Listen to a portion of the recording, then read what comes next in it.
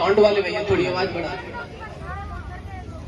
आज श्रीमद् भागवत कथा में व्यास मंच पर उपस्थित परम आदरणीय परम सम्माननीय आदरणीय रजनीश कुमार शास्त्री जी एवं उनका पूरा स्टाफ, सामने बैठे हुए परिषद महाराज जी, बगल में बैठे हमारे मौसा आदरणीय मौसा जी, सुशील भैया जी, इनके पूरे परिवार का एक बहुत बहुत आभार धन्यवाद देता हूँ। कितना शानदार धार्मिक कार्यक्रम करा रहे हैं, जोरदार तालियां इस परिवार के लिए। साथियों, आज हमारे समाज में लगातार धार्मिक कार्यक्रम किए जाते हैं। इसलिए किए जाते हैं कि हमारा समाज लगातार गलत दिशाओं में भटक रहा है।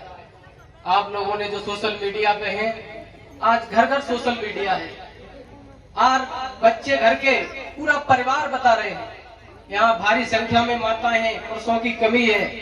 आपको बताना चाहता हूँ शास्त्री जी, आप तो इसी क्षेत्र में रहते हैं, भारी संख्या में माताओं का योगदान रहता है धार्मिक क्षेत्र में। और लगातार अगर घर में कलेश होता है तो सबसे बड़ा कारण माताएं बहनें बनती है।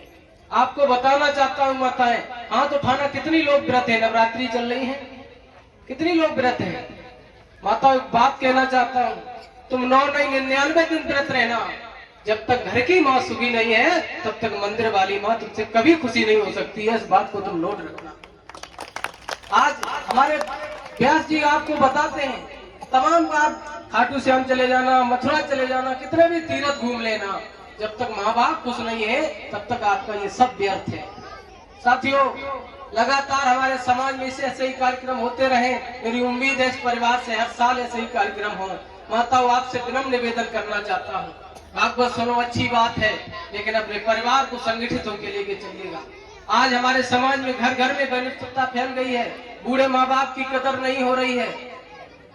आजकल बहू और सास पे आए दिन झगड़े हो रहे हैं। बहू सास का छोड़ो, पति पत्नी में नहीं बन रहा है। मैं ज्यादा बड़ा ज्ञानी तो नहीं हूँ, थोड़ा बहुत पढ़ लेता हूँ, एक बात बताना चाहता हूँ।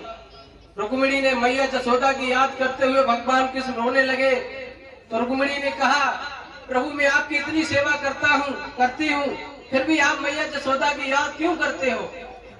तो भगवान कृष्ण ने कहा कि जब सही समय आएगा मैं एक दिन आपको बताऊंगा कि माँ की याद क्यों आती है। रुक्मिणी रोज भगवान को दूध पिलाती थी। एक दिन रात्रि में आए तो भगवान सो रहे थे, उन्होंने गिलास रखा और अपने कक्ष में चली गई। सुबह हुआ, रुक्मिणी ने पूछा, भगवान कृष्ण ने पूछा, रुक्मिणी आज आपने दूध क्यों नहीं पिलाया? तो रुक्मिणी ने कहा कि मैंने स्वामी जी दूध तो लेके आए थे, आप सो रहे थे इसलिए मैंने रख के चले गए थे। तो भगवान कृष्ण ने कहा कि तुम पूछती थी पत्नी और माँ के प्यार में अंतर क्या होता है?